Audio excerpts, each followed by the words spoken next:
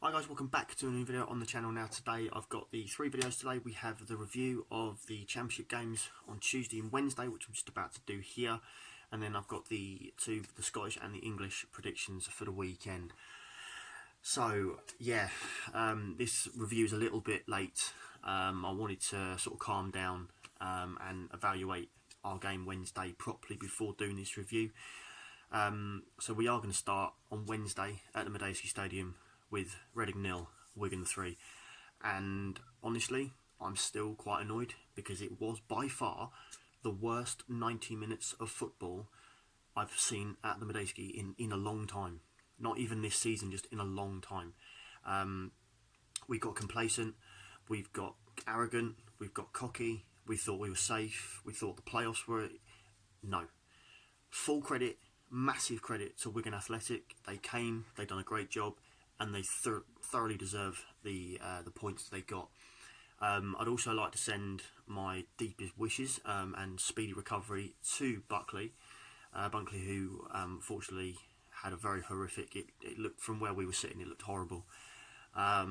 So I wish him a speedy recovery as well, and wish Wigan all the best for the season. But no, the first 45 minutes, no one was really on their game. They were losing the ball. We were punting the ball long, nothing coming from it. We were playing it backwards. The fans were getting irritated. It was a very, very poor game of football. So the game needed lightening up, and on the 23rd minute, Wigan Athletic have taken the lead, and actually it was a brilliantly taken goal. Lovely little back heel, beautiful finish, and no more than Wigan deserved at that point. So then into the second half. See, at half time we thought, alright, okay, it was a bad half. They'll go in, they'll come out in the second half and improve. It got worse. We didn't improve. And when you consider we had people like Puskas on the bench, didn't even come on. Renamote was on the bench, didn't come on. Made two subs at the start of the second half, but just didn't change anything at all. Wigan took the initiative, 67th minute, and they've made it 2-0. Then the moment that as a Reading fan I'm still struggling to sort of comprehend. It's the 90th plus minutes. An injury's just taken place. A serious, horrible injury. The referee adds time on. So what do you guys do? You stop. And you walk. You look at the highlights of the third goal, the Wigan goal in the 98th minute, and 5 Reading players were walking back to the goal. Not running, walking. It was the ultimate betrayal to the fans. No heart, no passion, nothing. So we are now firmly back in a relegation scrap. We've got Barnsley on Saturday. It's not going to be easy. You know, they are on an absolutely unbearable run, as you'll see from the previews as well, that I'm about to do. And we can't take them lightly on Saturday.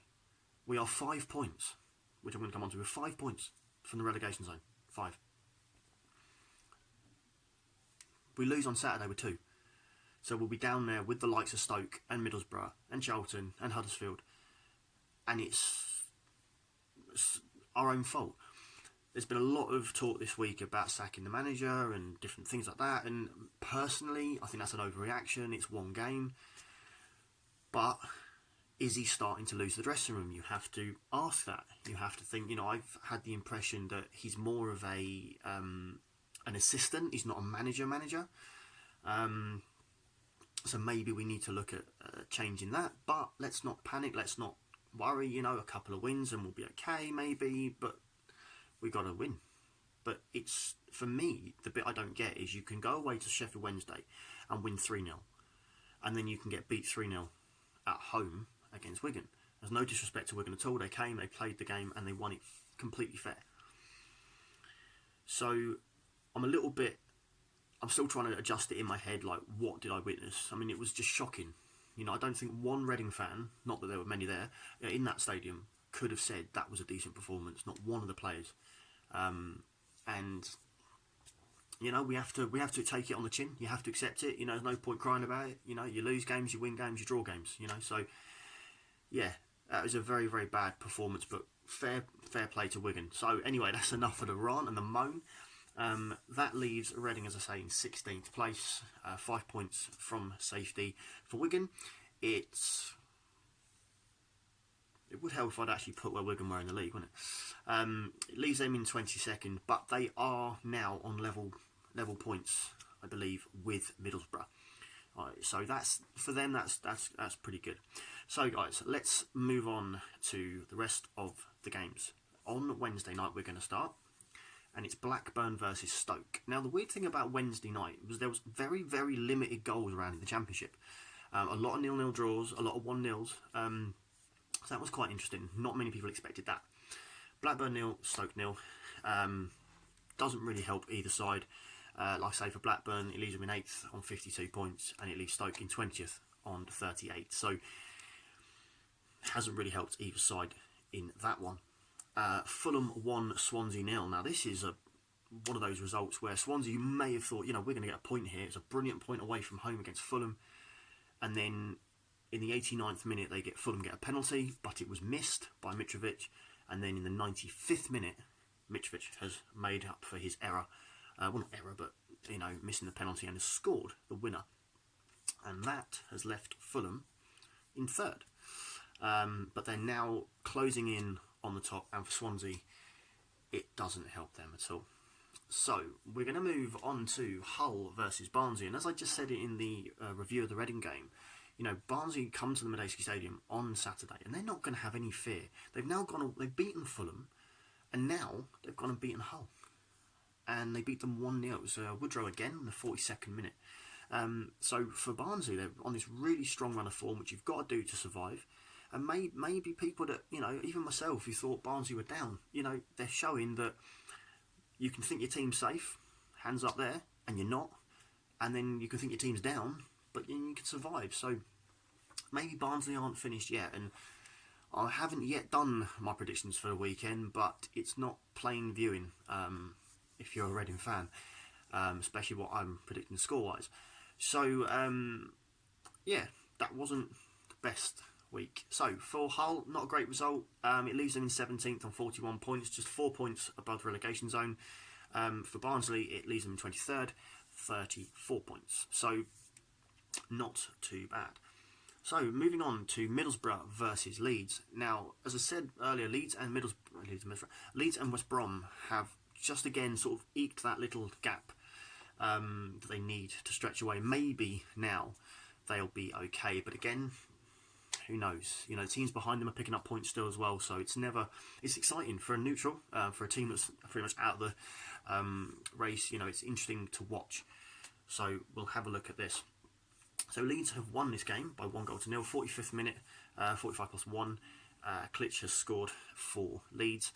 So how does that leave the table? Well, Leeds obviously in 2nd on 65. They're 5 points ahead of 3rd, which is Fulham. And Middlesbrough are 21st on 37. They're only out of the relegation zone from Wigan on goal difference. So with Wigan getting 3, obviously, against Reading, it doesn't help. So Middlesbrough are looking over their shoulders desperately. So are Stoke and so are Reading. And these are 3 teams that if you'd have asked people who's going down, apart from possibly Reading, we were favourites, Stoke and Middlesbrough would not have entered many people's lips, but we are where we are. Millwall versus Birmingham, another one of those 0-0 draws. So again, this doesn't really help either side, but it is what it is in football. Birmingham stay 14th on 46, and Millwall are 10th on 50. So they're still, within a shout. They're only 6 points from the playoffs, Millwall, so that can still happen. And then the final game on Wednesday night was another late 1-0 win, and that's Sheffield Wednesday versus Charlton. The defeat for Charlton doesn't really help them. For Sheffield Wednesday, it leaves them in 12th on 48 points. So they're only 8 points from the playoffs, so they've got a chance to just sneak in there. I mean, obviously one team always does, and some teams miss out. So Sheffield Wednesday may miss out, but they're going on a good run at the right time. So guys, that's Wednesday's done. So let's move over to Tuesday, and just the 5 games on Tuesday night. So Cardiff City versus Nottingham Forest. So Nottingham Forest have won this by 1-0. Silva scored in the 49th minute for Nottingham Forest. Now that's a huge away win for Nottingham Forest, because with Leeds, West Brom obviously trying to get clear, if either of them do slip up, Fulham and Nottingham Forest are just there in those positions to catch them. So this is a huge win for them. For Nottingham Forest, it leaves them in 4th, as I said, 59 points, 6 points away. Cardiff are in 11th, if I remember where I'm going, on 50 points. They're 6 points from the playoffs. So again, the defeat doesn't help, but it doesn't massively hamper them. They're still able to get there. Huddersfield Town versus Bristol City. Now this was another massive blow for Reading's survival, because, you know, if we'd have beaten Wigan, it wouldn't have been a problem. But you look at the results, and all the teams, bar Middlesbrough down the bottom, pretty much picked up points over this week. So this one was 2-1 to Huddersfield. They've taken the lead on 39 minutes through Willock. They've then gone 2-0 up through Grant on 63 minutes. I haven't said his full name because I can't pronounce it. As you can probably tell by the videos, I don't pronounce things extremely well. And then in the 89th minute, Defoe has scored for Bristol City. So, how does that leave the table? Well, Huddersfield are in 19th on 39 points. They're 2 points above the drop zone. For Bristol City, they're staying 7th on 53. So, not too bad. So moving on, so what I can only describe as the result of the week: Luton Town 2, Brentford 1. For me, it's the performance of the week. Brentford have been on really good form. Luton, that's a cracking result for them. Absolutely cracking result for them. A lot of people, including myself, thought Luton were gone, thought they were relegated, and they've pulled this out of the bag. So, 9th minute, was an own goal from Baptiste, which is signed obviously from Oxford to Brentford. Not a great thing for him, bless him. 45th +1 is Craney, making it 2-0 to Luton, so they're going at half-time pretty happy. Brentford come out in the second half, but it's 83rd minute that Ollie Watkins scores for Brentford. So that leaves Brentford in 5th on 56, and Luton, like I said, they might be bottom of the league in 24th, but 33 points, and they're only 5 points from safety now. So when you think that, like, Reading are 5 points from the drop, Luton are 5 points from safety, that game I'm going to in April, it's going to be a humdinger at this rate. But that's a great result for Luton. QPR 2, Derby County 1. Not the result Derby want, as they're trying to catch up with the playoffs, but they're starting to get a little bit drifted at this point. But anyway, QPR have taken the lead on 34 minutes through Hay. I think that's how you say his name. Then Derby have equalised on the 43rd minute through Waghorn, and then a 46-minute goal. 75th minute from Chair. I've looked at the wrong bit. Has scored to make it 2-1 to QPR. So for Queen's Park Rangers, that's a really, really good result, as they just try and keep themselves out of the relegation trouble. As we know, you can get sucked into it quite quickly. So they're in 13th on 46 points, which is where the number come from, and Derby are 15th on 45. So both of those teams are in mid-table, but there is a little small outside chance they could put a run together and make the playoffs. But talking about playoffs now, for me, it's really that sort of top 9-10 teams-ish. So we'll see how that goes. And then the final game is West Bromwich Albion 2, Preston North End 0. And West Brom, like I say, they've got a 9-point buffer. They've got to lose 4 games in a row, or 4 games, and yeah, it can happen, but you can't see it the way they're playing. They're playing with confidence and style, and I'm pretty confident they should be playing in the Premier League next season. But I said things, early on in the season that are looking not to be true. So that's a big result for them. West Brom are in first option, 69 points, 9 points clear of third. Preston stay 6th, but on 56 points, so it's not looking too bad. So guys, thank you for watching this video. Thank you for watching. Please enjoy the other videos today. Like and subscribe if you haven't already.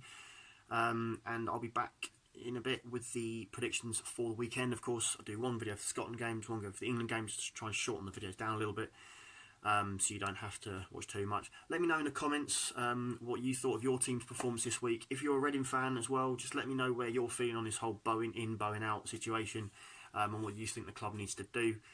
Other than that, guys, enjoy your Friday night and your weekend, and I'll see you soon. Take care.